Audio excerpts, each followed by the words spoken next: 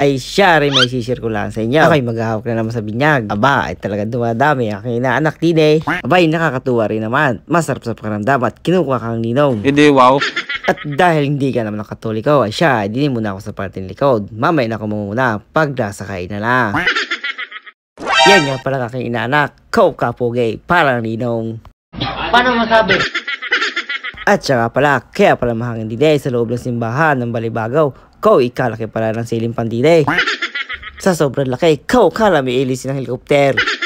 Kung nga rin napabilis-bilis ng ikaw sa laki na ray, spihonly para na magamit din eh. Didi nga pala rin simbahang aray sa Balibagaw Complex, Santa Rosa, Laguna. At dahil malapit lang aray din eh sa tinitirhan namin, aba ay syempre, hindi ako na late. Araw-araw sipag lang. Hindi, wow.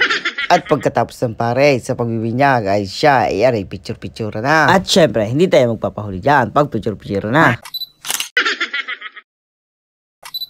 At syempre, pagkatapos ng picturean, alam nyo na ang kasunod yan.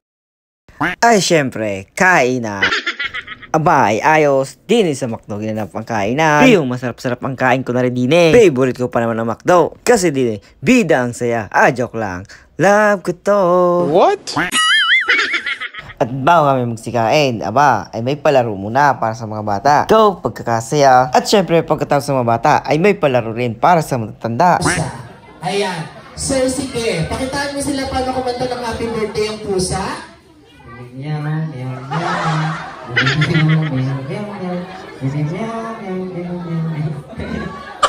Alright, thank you so much.